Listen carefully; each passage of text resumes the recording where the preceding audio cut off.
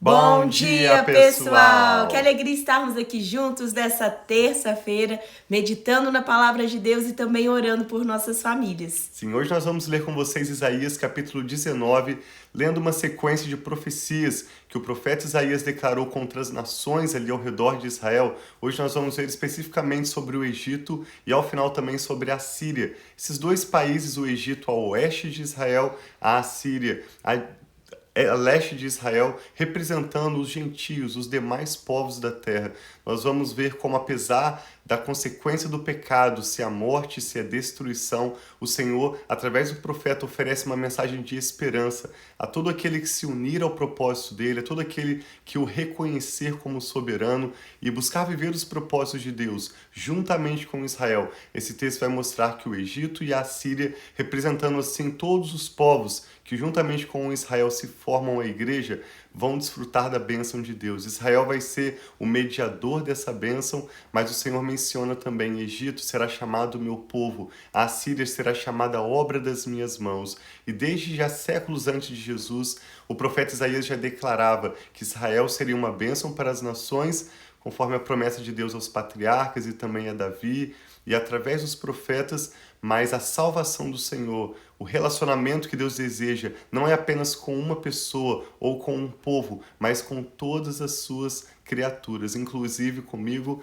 com a nossa família, com você. Então, te convidamos a meditar conosco hoje com a leitura de Isaías capítulo 19, e ao final dessa leitura nós queremos orar também pelas suas causas de oração, pela sua família, e seja o que for que nós temos hoje de gratidão ou mesmo de dificuldades para apresentarmos ao Senhor em oração. Amém. Pai, muito obrigado por esse novo dia. Obrigado pelas tuas misericórdias que se renovam a cada manhã sobre as nossas vidas.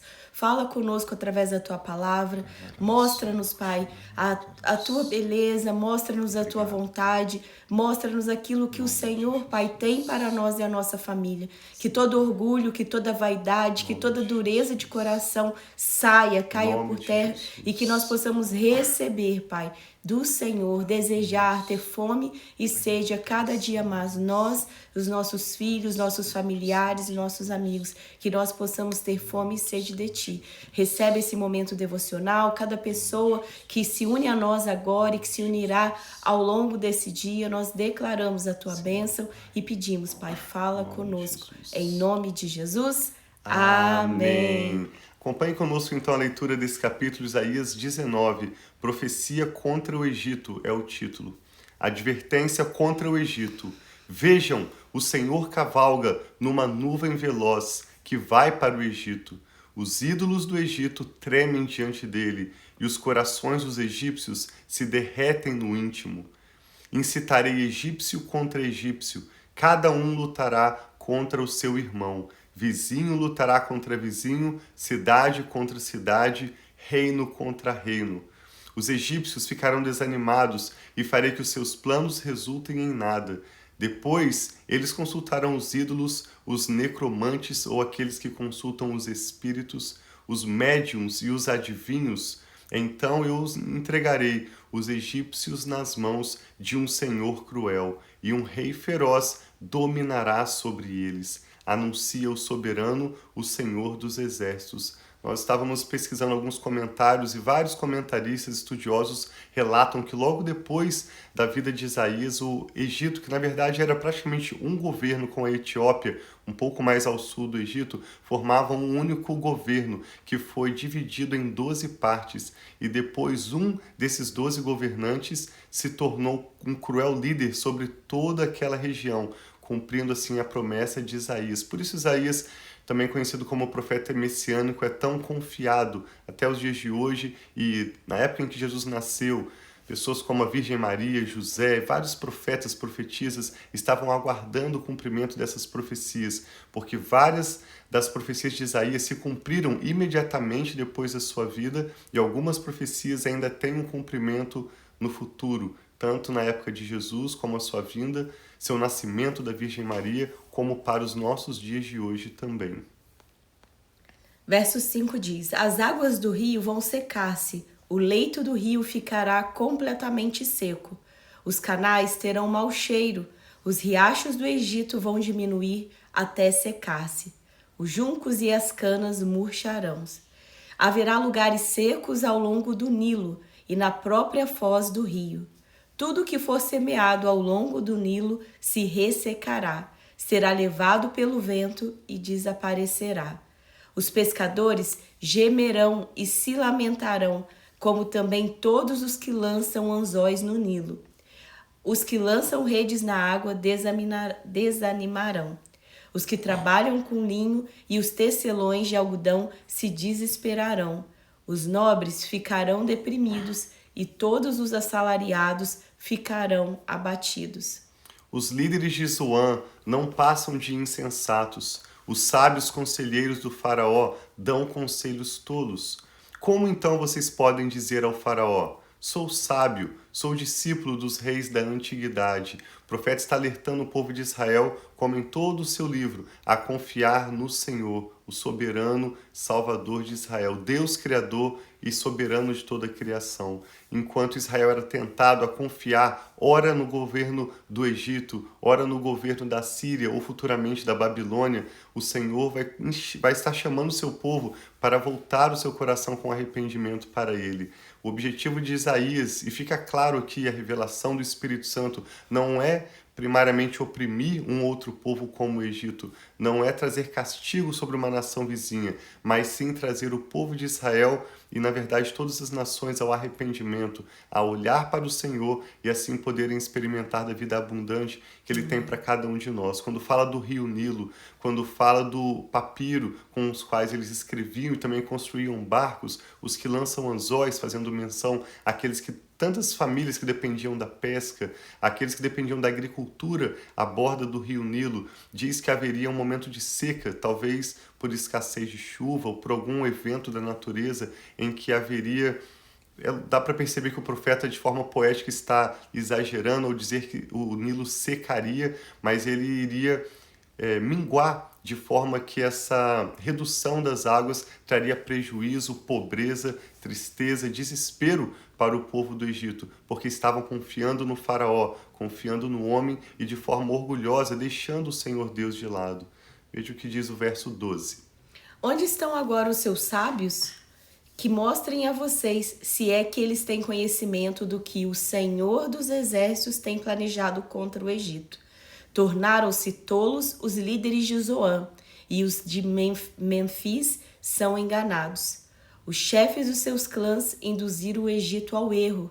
O Senhor derramou dentro deles um espírito que os deixou desorientados. É uma estratégia de guerra também espiritual, de oração para derramar essa confusão no terreno do inimigo. Muitas vezes a nossa oração não precisa ser que não se chegue algo a nós, mas que no terreno do inimigo, nas pessoas que têm tido ideias que não são de Deus, que têm seguido, nós podemos orar que a confusão seja no próprio terreno do inimigo. E aqui diz, o Senhor derramou dentro deles um espírito que os deixou desorientados. Eles levam o Egito a cambalear em tudo quanto faz, como cambaleia o bêbado em volta do seu vômito. Não há nada que o Egito possa fazer, nada que a cabeça ou a cauda, a palma ou o junco possam fazer.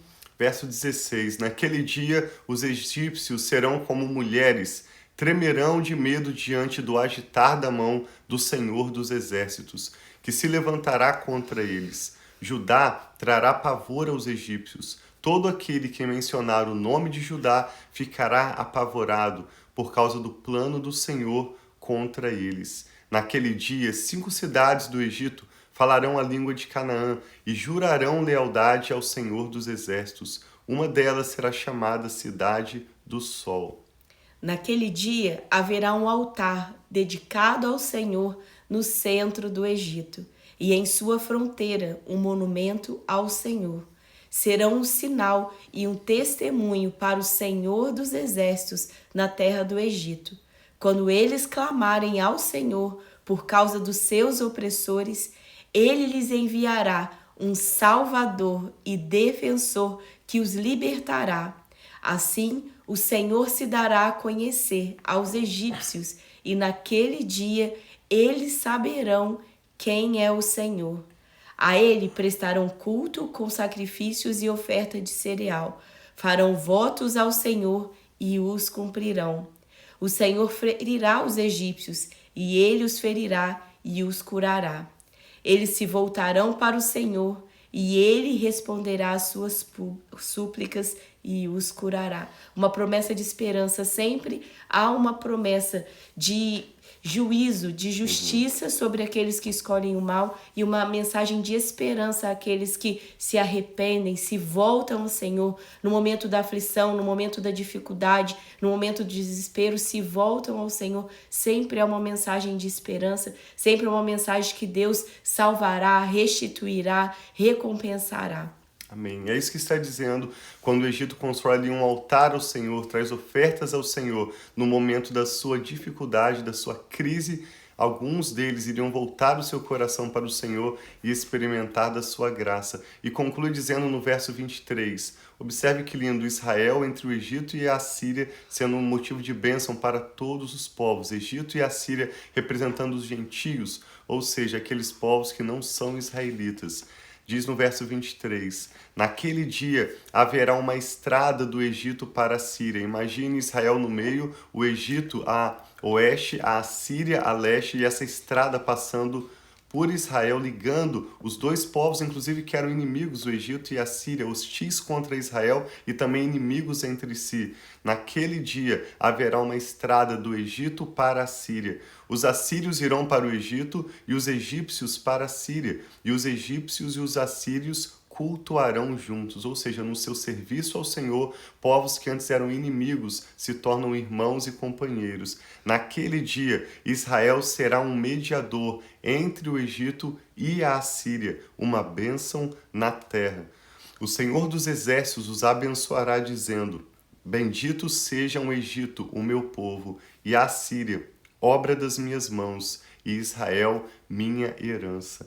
Nós vemos que o plano de salvação de Deus inclui Israel e os demais povos, formando assim a igreja. O apóstolo Paulo conversa sobre isso de forma tão profunda em Efésios capítulo 2, mostrando que Deus vai fazer um único corpo. A igreja nunca substituiu Israel no plano de salvação, mas na verdade se une a Israel para se tornar como um corpo que será a habitação do Espírito de Deus. E no serviço ao Senhor, a igreja, juntamente com Israel, formando um corpo, se torna motivo de bênção para todas as nações. Isso representa a mim, a você, a nossa família, onde nós moramos, onde nós trabalhamos, nos tornando um motivo de bênçãos para todos aqueles ao nosso redor. Queremos orar com você. Vamos apresentar agora nossos motivos de oração e orar para que nós, nossos filhos, possamos entender esse propósito, esse chamado de Deus para nós sermos um motivo de prosperidade, um canal do fluir de Deus, da manifestação do Espírito Santo, onde quer que nós colocarmos a planta dos nossos pés, onde o Senhor nos plantar, nós floresceremos para a glória de Deus. Que assim seja. Que o Espírito Santo está falando com você. Vamos orar? Pai, nós te damos graças por essa palavra tão linda que mostra o seu juízo sobre toda impiedade, sobre todo orgulho, sobre Senhor. toda confiança no homem, no dinheiro, na carreira, nos relacionamentos, mas nos ensina também que a bênção, que a prosperidade para todo aquele que simplesmente recebe o seu presente de graça, da bênção, da salvação que há para nós disponível em Cristo Jesus. Salvação completamente paga na cruz, como celebramos nesse final de semana que se passou a Páscoa do Senhor, por sua morte e ressurreição, abrindo esse caminho para não apenas termos relacionamentos saudáveis uns com os outros, mas principalmente com o Senhor, e nos aproximarmos com confiança do trono da tua graça, para recebermos misericórdia e ajuda no tempo da necessidade. Eu oro para que a nossa família seja uma bênção onde o Senhor nos plantar, que nós possamos florescer, que nós possamos entregar do fruto do teu Espírito a todo aquele ao nosso redor. Oramos por Israel, para que haja paz ali no Oriente Médio. Oramos para que haja paz em Jerusalém, como a tua palavra nos orienta, e para que o povo israelita possa reconhecer Jesus como Senhor, como Messias, Salvador, aquele que já veio, já pagou o preço da nossa reconciliação, da nossa redenção, para que Israel, juntamente com a Igreja do Senhor, seja uma bênção para todas as famílias das nações. Oramos apresentando também ao Senhor cada motivo de oração e cada nome que agora essa pessoa que ora conosco coloca diante do Senhor. Eu e a Rafa pedimos que o Senhor responda, opere os seus milagres, de modo que o teu nome seja glorificado, ó Pai. Amém, Senhor, Dá-nos em nome maior de compreensão Jesus. da tua palavra, dá-nos olhos, Pai, para vermos as maravilhas da tua lei e conhecermos através dessas profecias mais do coração do Senhor Jesus, do teu plano de salvação. Amém, E de Senhor. como a nossa família pode desfrutar da tua bênção e ser também uma bênção para todos aqueles ao nosso redor. Que assim seja, Eu e a Rafa Pai, entregamos em ao nome de Senhor Jesus. essa pessoa que ora conosco, sua família, tudo que toma o nosso nome, o nosso futuro, entregamos em tuas mãos. Em nome do Senhor Jesus, nós oramos e te damos graças. Amém. Então tem Graças dia a Deus. muito abençoado, vocês Assim que estão aí seja. online conosco. Vi que a Sim. minha sogrinha, irmã Alejandra, tá aí também. Um abraço para vocês. E que vocês, cada um de vocês que estão aqui agora ao vivo conosco, que estarão ao longo desse dia ou dos próximos dias, tenham um dia muito abençoado. Assim ou uma seja. noite abençoada, se você vai estar prestes a dormir quando assistir esse vídeo. Nós amamos muito vocês. Sim, muito obrigado por compartilhar essa ministração com alguém que pode participar dessa oração, receber essa ministração e assim também ser abençoado conosco. Obrigado por compartilhar. Que Deus abençoe muito a sua família. Nós amamos vocês. Um abraço.